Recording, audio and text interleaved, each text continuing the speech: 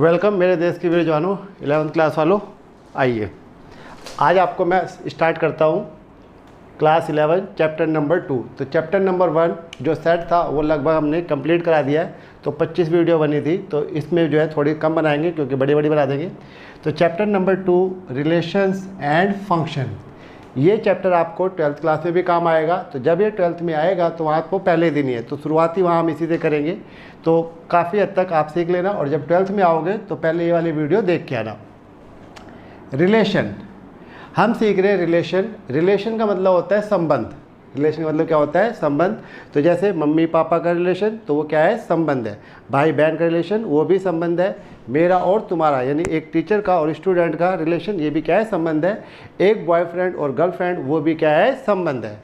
TV मेरा है, वो भी क्या है? रिलेशन है। अब मेरे और टीवी के बीच में इसी तरीके से मैथ ने भी जो है कुछ रिलेशन नोटिस किए हैं। तो वो रिलेशन थे x + y = 2, यानी दो नंबरों का सम जो है 2 हो, या उसने रियलाइज किया कि x × y = 6, तो दो नंबरों का प्रोडक्ट 6 है, मैक्सिमम है, सेट है। तो ये सब चीज़ें हमारी क्या कहलाती हैं? रिलेशन कहलाती हैं। तो जो रिलेशन हमारी रियल लाइफ में होते हैं वही रिलेशन मैथ में भी आ गए। तो यहाँ पे जो रिलेशन मैं आपको समझा रहा हूँ वो ये है रिलेशन। रिलेशन मतलब संबंध को अगर हम इग्नोर भी करते हैं हिंदी में, तो रिलेशन का मतलब हो गया connection between pair of people, couple of object. तो पेयर ऑफ पीपल और कपल ऑफ ऑब्जेक्ट के बीच में जो रिलेशन होगा, जो कनेक्शन होगा, जो कनेक्शन होगा कि जैसे मैंने कहा ये मार्कर मेरा है, तो मेरे और इस मार्कर के बीच में क्या है? एक कनेक्शन है। तो वो कनेक्शन मैथ में क्या कहलाएगा? Relation. A relation involves a pair of object. तो जो भी रिलेशन होगा वो मोस्टली 99% केसेस में क्या करेगा? पेयर ऑफ ऑब्जेक्ट को कोरिलेट करेगा, दोनों को साथ में रखेगा। वैसे एक्स वाई जेड 3 भी आ जाएंगे तो वो भी आपका क्या रहेगा? रिलेशन। तो जैसे हमने कहा मम्मी पापा, ये भी रिलेशन है, ठीक है। स्टूडेंट टीचर, ये भी क्या है? रिलेशन है। तो pair of object, boyfriend girlfriend, boyfriend girlfriend, ये भी क्या है? रिलेशन, ठीक है। फ्रेंड की स्पेलिंग थोड़ी बड़ी हो गई इसलिए यहाँ लिखने में गड़बड़ हो गई। तो mummy papa, student teacher, boyfriend girlfriend, मेरी कार, ठीक है, उसकी कार, टीवी वगैरह, इस तरीके से ये चीज़ें भी आपकी क्या कहलाएंगी? रिलेशन। तो आपने देखा कि जो ये रिलेशन है पेयर ऑफ ऑब्जेक्ट के बीच में, इसी तरीके से मैथ में भी आता है x + y = 3।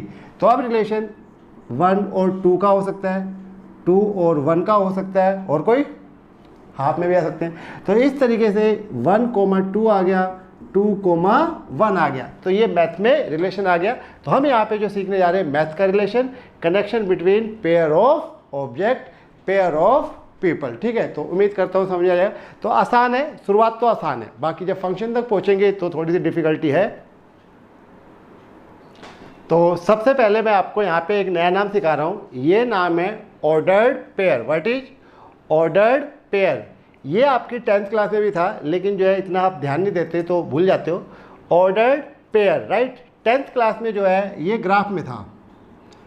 तो जो आप ग्राफ बनाते थे x + y = 3, तो y = आप क्या लेते थे? 3 - x। फिर आप टेबल बनाते थे। तो ज़्यादा वैल्यू नहीं रख रहा, थोड़ी सी रख रहा हूँ, ठीक है, क्योंकि टाइम काफ़ी लगता है। तो x को हमने 0 दिया तो ये क्या आ गया? 3।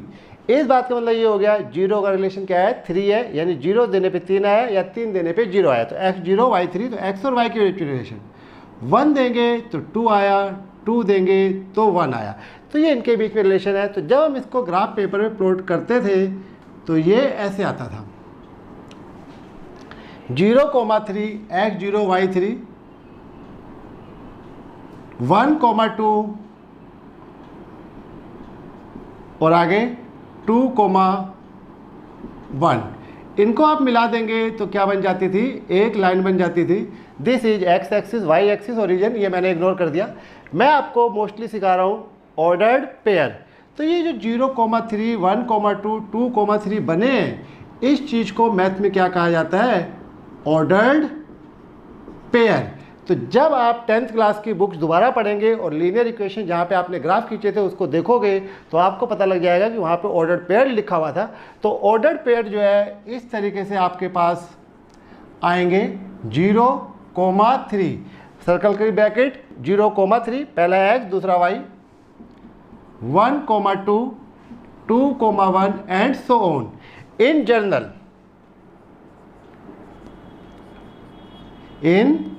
जनरल जब हम इसको एल्जेब्रिक में लाएंगे, मैथ की लैंग्वेज में लाएंगे, तो in general x, y, a, b या p, q लिखा जाएगा, तब भी ये आपका क्या होगा, ordered pair.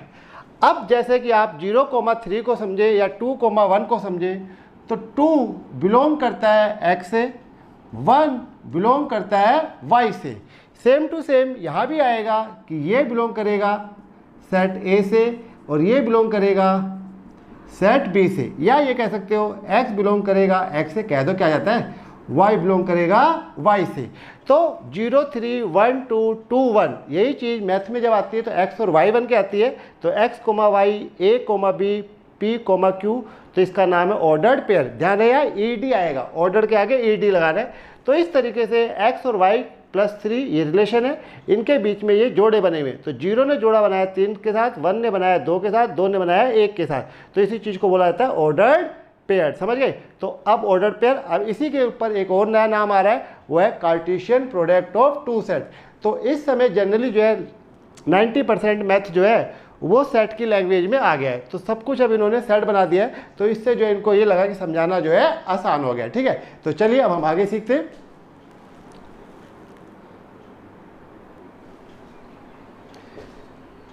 Cartesian product of two sets और प्रोडक्ट ऑफ टू सेट। तो आप सीख रहे हैं प्रोडक्ट ऑफ टू सेट या Cartesian product of two set. Cartesian जो है, जो ग्राफ पेपर आप बनता है या आपने प्रिंटेड देखा है, तो उसकी जो डिस्कवरी है, जो डिज़ाइन है, वो बनाया था कार्टेशियन ने, तो उसी के नाम पे है, तो उसे कार्टेशियन प्लेन भी कहा जाता है। तो अब ये ग्राफ पेपर से रिलेटेड है, क्योंकि जैसे मैंने कहा x और y आ गया है, ग्राफ आपने खींचा था ऑर्डर पेयर वो थे। तो आप सीख रहे हैं प्रोडक्ट ऑफ टू सेट, दो सेट को प्रोडक्ट करना। तो ये भाई प्रोडक्ट ऐसे किया जाता है, लेट ये सेट हमने A ले लिया 1, 2, 3, और ये हमने दूसरा सेट ले लिया B, ये हमने ले लिया 4, 5। तो सेट वाला चैप्टर आपको याद रखना है, इसके अंदर 3 एलिमेंट हैं, तो ये कहलाता है NA = 3। ये NB है, नंबर ऑफ एलिमेंट, ये हो गया 2। आने वाले टाइम पे आप इसे स्मॉल p कहेंगे और इसे जो है स्मॉल q कहेंगे। ठीक है, राइट। अब ये समझाते कहाँ यूज होंगे। अब आप निकाल रहे हैं प्रोडक्ट, तो जो ये प्रोडक्ट निकलेगा वो ऐसे लिखना है A cross B, A × B। तो ये वो वाला मल्टीप्लाई नहीं है जो बचपन में होता था कि 2 × 3 = क्या लिख दिया 6, नोट। ओके, ये मल्टीप्लाई सेट में इस तरीके से होता है, बहुत आसान है ये। A क्रॉस B है तो पहले सेट A लिखेंगे 1, 2, 3, मल्टीप्लाई करेंगे सेट B 4, 5, राइट। तो A की और B की वैल्यू बीच में क्रॉस डाल दिया आपने। अब भाई ये मल्टीप्लाई ऐसे होगा, A क्रॉस B सेट आएगा, तो प्रोडक्ट ऑफ टू सेट आपको सिखाया जाता है। तो जो आप रिलेशन और फंक्शन सीख रहे हैं, जैसे हमने कहा ये भी किस में आ गया, सेट में ही आ गया ये। तो अब यहाँ पे 1 है और ये 4 है, तो इसका जोड़ा बनाना है, जैसे ऑर्डर पेयर आपको जोड़ा बनाना है। तो 1 जोड़ा बनाएगा 4 के साथ, तो ये लिखा जाएगा 1, 4, और ये आएगी सर्कल की ब्रैकेट।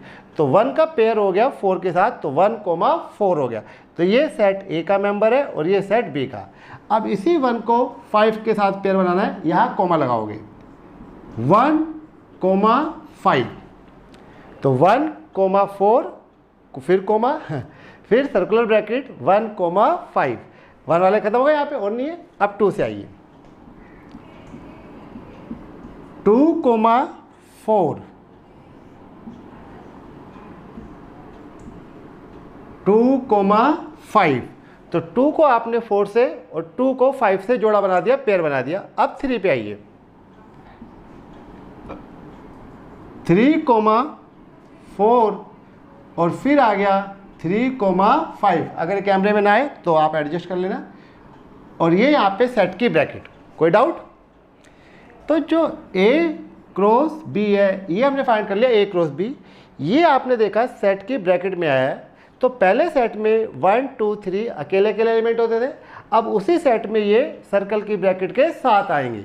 तो ये एलिमेंट हो गए 1 2 3 4 5 6। इस चीज को कहते हैं total elements in product A cross B। तो कितने हैं ये आ गए 6। तो ये आए कैसे? ये आए ऐसे, 3 तो A में थे और 2 जो है B में थे, तो 3 × 2 कितने हो गए 6। क्योंकि हम इसे P और Q से नोट करेंगे तो आने वाले टाइम पे ये P, Q लिखा जाएगा। आपको ध्यान रखना है कि जब आप ऑर्डर पेयर 1, 4 लेते हो तो यहाँ पे आपको याद रखना है कि 1 बिलोंग कर रहा है सेट A से और 4 बिलोंग कर रहा है सेट B से। ये चीज़ें जो है क्या लिखवाई गई है? Ordered pair. तो total number of ordered pair, ये मैं यहाँ लिख देता हूँ थोड़ा सा रब करके, total number of ordered pair. तो जो total number of ordered pair है,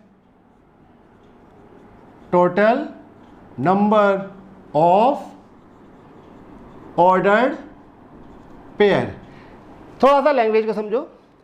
total element in A cross B यही चीज़ है और total number of ordered pair भी यही चीज़ है। तो total number of ordered pair 1 2 3 4 5 6। तो total number of ordered pair क्या आ गए 6। तो ये कैसे निकला था? 3 × 2 करके, यानी ये कैसे निकला था? NA × NB करके, यानी अगर ये PQ की फॉर्म में आए तो P × Q करके। तो जब आपसे पूछे total element in A cross B तो भी 6 है, total number of order pair तो भी क्या है 6 है इस क्वेश्चन के रेफरेंस में।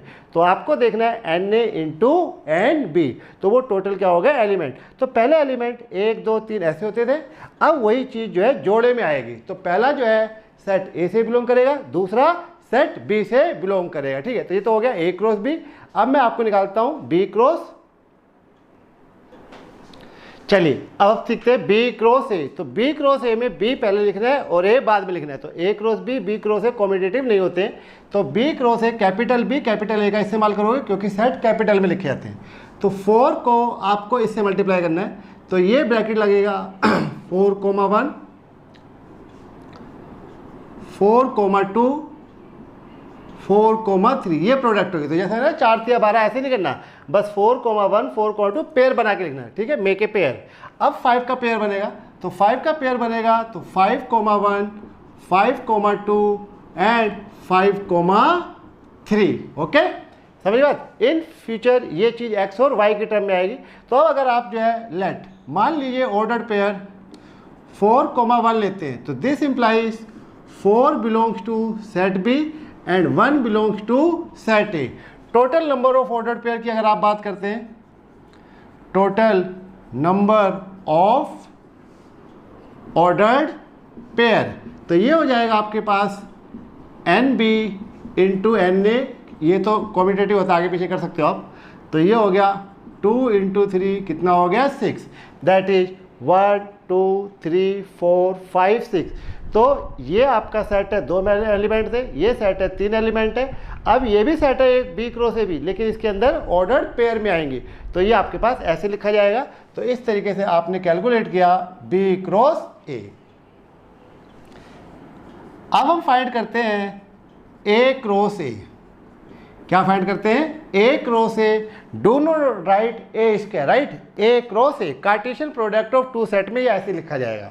तो A क्रॉस A करोगे तो 1 2 3, इसको क्रॉस करना है वंस अगेन 1 2 3। तो 3 एलिमेंट इसमें है और 3 एलिमेंट इसमें है, इसलिए 3 × 3 कितने हो जाएंगे 9। तो टोटल ऑर्डर पेयर आपके पास कितने आएंगे 9 आएंगे। ठीक है, कैमरे को मैं कम ही देखता हूँ, ज़्यादातर यहीं लगे रहते हैं। तो अब आप इसको जब बनाएंगे तो 9 ऑर्डर पेयर 1, 1 1, 2 1, 3, इसके बाद 2, 1 2, 2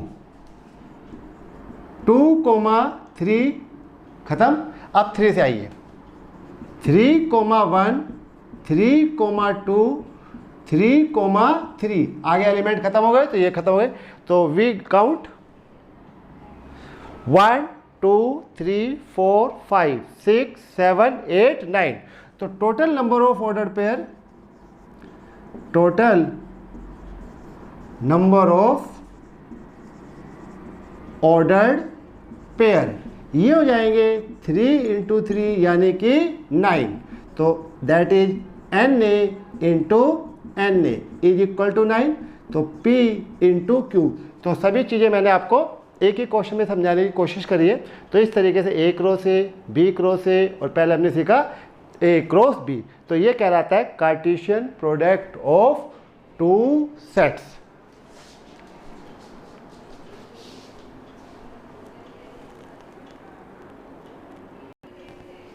चलिए एक इसमें प्रॉपर्टी समझ लीजिए। तो ये रिमार्क्स लिख के दिया बुक ने। तो किसमें, ऑर्डर्ड पेयर से related, if two ordered pairs are equal. तो अगर हमें क्वेश्चन में दो ऑर्डर्ड पेयर इक्वल दे रखे हैं, इक्वल का मतलब ये है 3,4 is equal to 3,4, it is like a equation. तो जब ये ऑर्डर्ड पेयर इक्वल है तो आपको क्या करना है, 3 equal to 3, 4 equal to 4, first element first से इक्वल, सेकंड एलिमेंट सेकंड से इक्वल। ठीक है। तो अब इसकी जगह मान लो बुक आपको x, y इक्वल टू लिख देती है 3,4। तो आपको करना क्या है, you can do x is equal to 3 and y is equal to 4। तो जब जब आपको दो ऑर्डर पेयर इक्वल दिए गए हैं, if a plus 1 b plus 2 is equal to दिया गया है 10,9। तो यहाँ कोमा लगा होगा और ये ऑर्डर पेयर की ब्रैकेट होगी। तो ऑन कंपेयरिंग, तो जब आप कंपेयर करेंगे तो आप लिखेंगे a plus 1 is equal to 10। First element के इक्वल होगा और सेकंड ऑर्डर पेयर का सेकंड एलिमेंट के इक्वल होगा। तो b plus 2 is equal to 9। तो कहता है फाइंड करो a एंड b। तो a इक्वल टू 9 हो गया and b is equal to 7 हो गया। अब अगर इसको यहीं खत्म, बाकी अगर ऑर्डर पेयर बनाना होता तो a, b, तो ये आपके पास हो जाएगा 9,7। इसकी जरूरत नहीं पड़ेगी। लेकिन जब दो ऑर्डर पेयर इक्वल होते हैं तो पहला एलिमेंट पहले के इक्वल और दूसरा एलिमेंट दूसरे के इक्वल रखना है।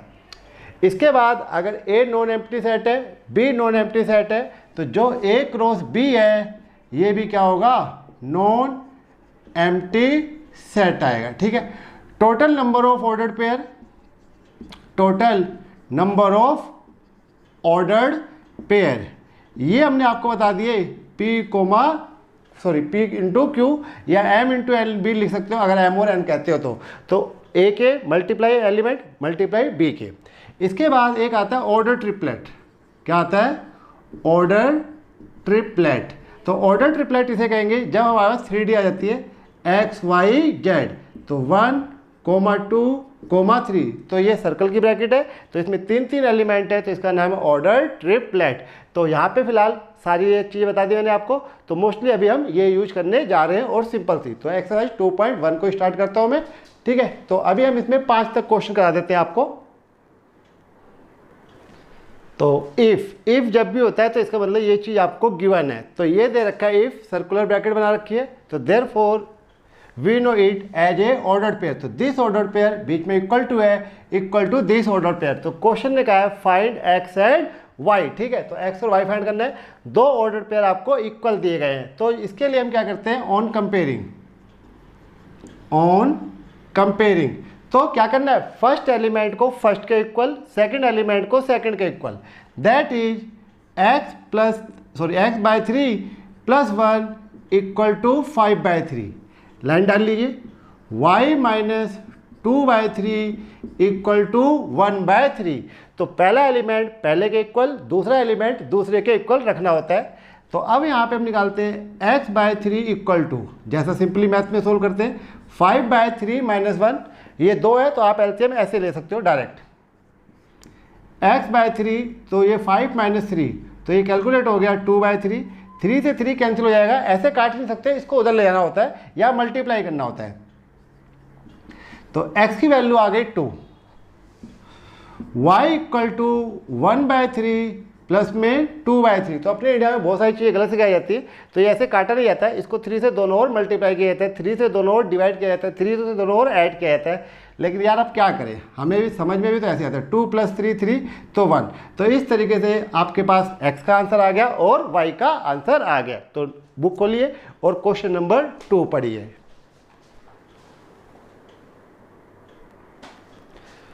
क्वेश्चन नंबर 2 ले रहे हैं हम यहाँ पे। तो ये है रही बुक मेरे पास। तो इसमें इन्होंने क्या रखा है, if set A has 3 element and set B, देख लो, एंड सेट बी के एलिमेंट है 3 4 5। तो बंदे ने क्या किया, ए में कितने मेंबर है वो दे दिया और बी में इसने दिया बी में कौन कौन से मेंबर है वो दिया। अब पूछा गया इसने, then find the number of elements in A cross B. क्या निकाला आपको, number of element in A cross B की। अगर हम ए क्रॉस बी करते हैं तो सब कुछ आता है, तो वो टोटल ऑर्डर पेयर कितने आएंगे। तो ये एन ने दे दिया, एन ए को आप पी भी कह सकते हो 3, ये बी दिया है। तो अगर आप यहाँ पे एन बी ढूंढें तो इट इज 1 2 3। एन बी का मतलब है number of element in set B. Book रख देता हूँ मैं, ठीक है, हैवी है ये। तो ये हो गया 3, इसे हम क्या कहते हैं, क्यू। तो number of element in A cross B आपको बताया था N A into N B. तो एन ए में कितने एलिमेंट है 3, एन बी में भी कितने एलिमेंट है 3, तो 3 इंटू 3, तो ये क्या आ गया 9। तो total number of order pair कितने आएंगे, 9 आ जाएंगे, ठीक है। इसके बाद क्वेश्चन नंबर 3।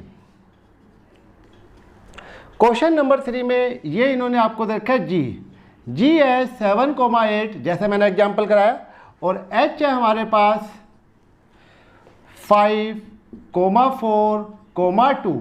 तो g और h दोनों सेट हैं। क्या फाइंड कर रहा है ये, g क्रॉस h और h क्रॉस g। तो आसान है लेकिन फिर भी मैं कर ही देता हूँ। तो फाइंड g क्रॉस h। तो g क्रॉस h करोगे तो g को h से, तो 7,5, 7,4, 7,2, तो 3 ऑर्डर पेयर हो गए। 8 को 5 से करोगे तो 8,5, 8,4, ये क्वेश्चन मैं पहली बार कर रहा हूँ, 8,2, ठीक है। आज तक मैंने नहीं कराया, ये बच्चे खुद ही कर लेते थे, तो ये तो यूट्यूब पे मैंने कहा चलो पूरा ही बना देते, इसलिए कर दिया मैंने। तो ये आ गया g क्रॉस h। एंड अगर बात होती है h क्रॉस g की, तब उल्टा चलोगे, h को g से क्रॉस करोगे। तो लिखा नहीं मैंने, समझ जाना आप। तो ये हो गया 5,7, 5,8, ठीक है, उल्टा पढ़ना पड़ा, थोड़ा सा अजीब सा लग रहा है। 4,7, 4,8, 2,7 और 2,8। तो 1 2 3 4 5 6 उसमें भी है, 1 2 3 4 5 6 इसमें भी है। क्योंकि जैसे हमने कहा आप इसको NH इंटू NG भी समझ सकते हो। तो NH में 3 है इंटू 2, तो इस तरीके से 6 आ गया total number of ordered pair. तो question number 2 and question number 3 करा दिया हमने आपको।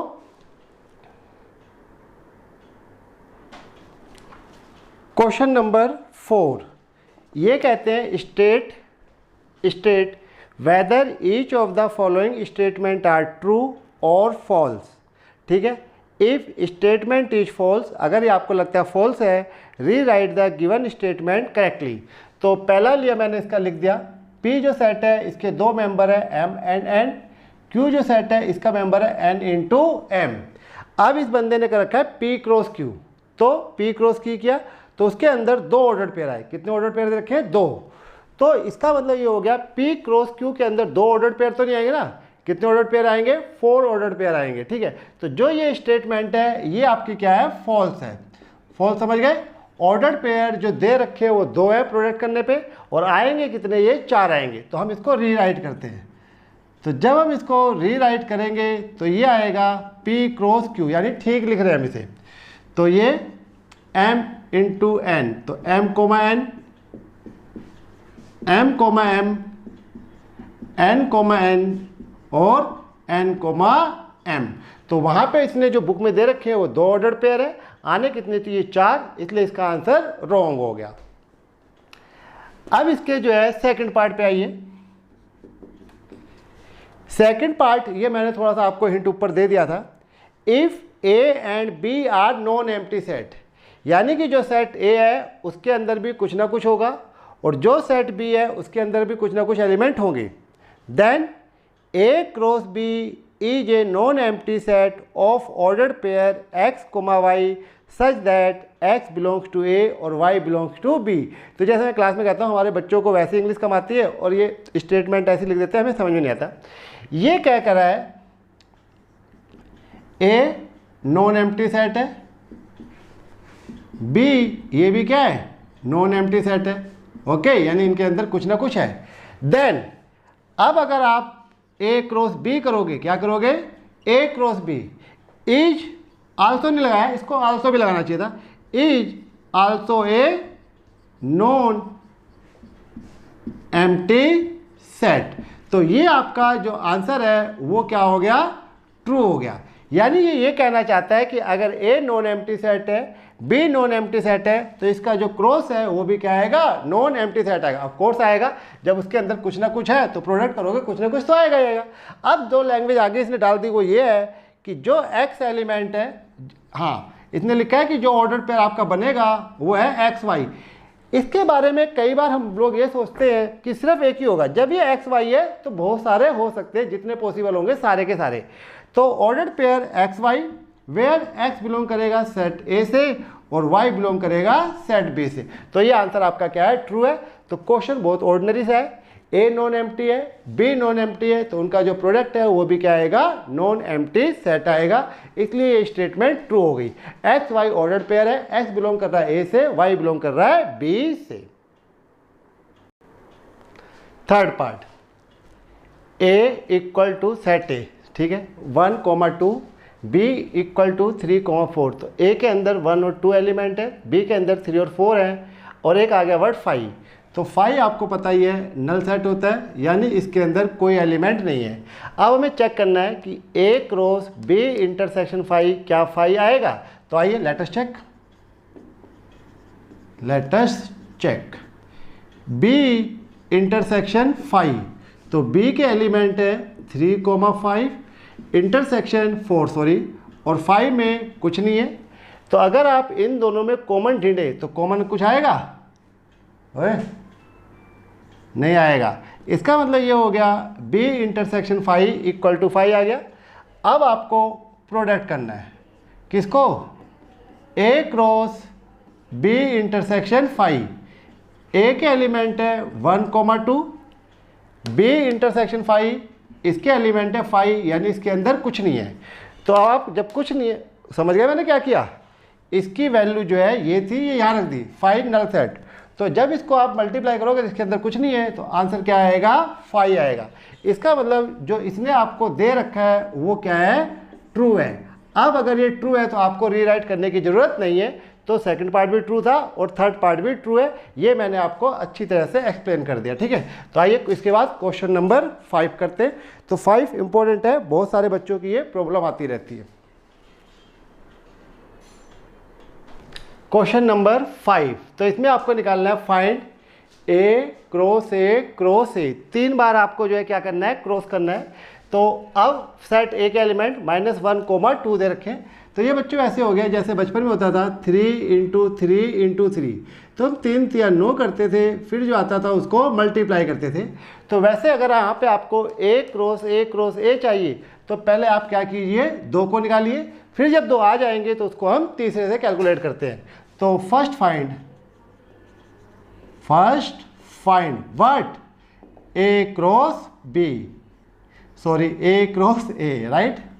तो ये -1,1 इसको क्रॉस करना है -1,1, ठीक है। तो ये 5 क्वेश्चन इस वीडियो में, बाकी जो है 5 अगली वीडियो में डालते हैं, ठीक है। बोर हो गया बढ़ाते रहते हैं, तो वीडियो बनाना कोई अच्छा काम नहीं है, ठीक है। लेकिन मैं ठीक है थोड़ा शौक पूरा कर रहा हूँ, जब तक होता रहेगा, ठीक है, वरना फिर छोड़ छाड़ देंगे, ओके, नोट ओके करते रहेंगे।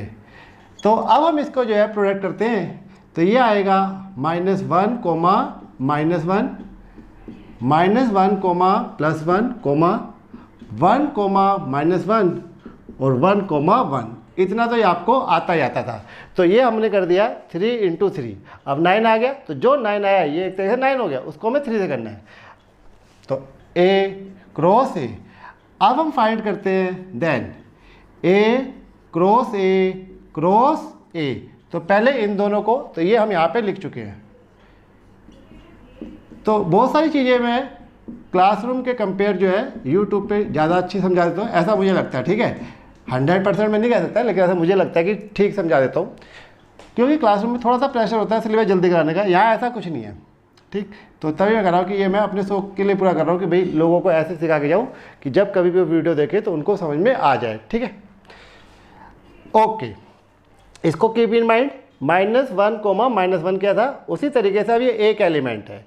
इस एक एलिमेंट को आपको एक बार इससे मल्टीप्लाई करना है और इसी एक एलिमेंट को एक बार इससे, जैसे हमने यहाँ किया था, -1 को -1 से और 1 को फिर +1 से, सॉरी -1 को -1 से फिर -1 को +1 से, वैसे इस ऑर्डर पेयर को एक बार -1 से पेयर बनाएंगे और इसी ऑर्डर पेयर को एक बार +1 से कराएंगे, तो ये ऑर्डर ट्रिपलेट हो जाएगा। तो ये आएगा -1, 1, ये तो पहले से थे, एक पेयर इसमें और जुड़ गया, एक रिश्तेदार इसमें और जुड़ गया, तो 3 में 3 रिश्तेदार हो जाएंगे। तो अब इसी को उससे लेंगे, तो -1, 1 दो रिश्तेदार तो थे, अब इन्होंने तीसरे को ले लिया अपने ग्रुप में, ये आ गया। ठीक है, पहला खत्म। -1, 1, -1 समझ में आ गया, -1, 1 +1, राइट। तो यहाँ तक हो गए। अब इन दो से 1, -1, सॉरी 1, -1 इसको -1 से पेयर बनाया, 1, -1 इसको +1 से कराया, तो इसके भी दो हो गए। अब 1, 1, तो 1, 1 ये जान पहचान बढ़ा रहा है और ये 1, 1, 1। इस तरीके से जो है ये हमारे पास आ गया final answer A cross A। इसको बोला जाता है ऑर्डर्ड, ईडी लगाना है, और ये यहाँ पे आएगा ट्रिपलेट, राइट। तो ऑर्डर ट्रिपलेट आपके पास हो गया। थोड़ा सा राइटिंग नीचे ले आता हूँ या यहाँ लिख दूँ, तो ये जो आपके पास आया -1, -1, या एक तरीके से मान लो x, y, z। ओके, तो ये यहाँ पे आपका एक्सरसाइज को जो है हम इसे 2.1 को 5 तक कराते हैं, तो इसका होमवर्क कर लेना। 2.1, 1 to 5। ठीक है, तो जब भी आप लोग वीडियो को देखो तो बुक को साथ रख लो। ठीक है, कोशिश करो पहले थोड़ा सा बुक में से पढ़ लो, फिर उसके बाद जो है वीडियो को देखते रहो। रजिस्टर पेन साथ में रखो और लिखते हुए चले जाओ। ठीक है, दिल लगा के पढ़ोगे तो वीडियो से भी समझ में आ जाता है, जब आपका मन करे तब। ठीक, तो अब आज के लिए बाय करते हैं, अगले वीडियो का वेट कीजिए।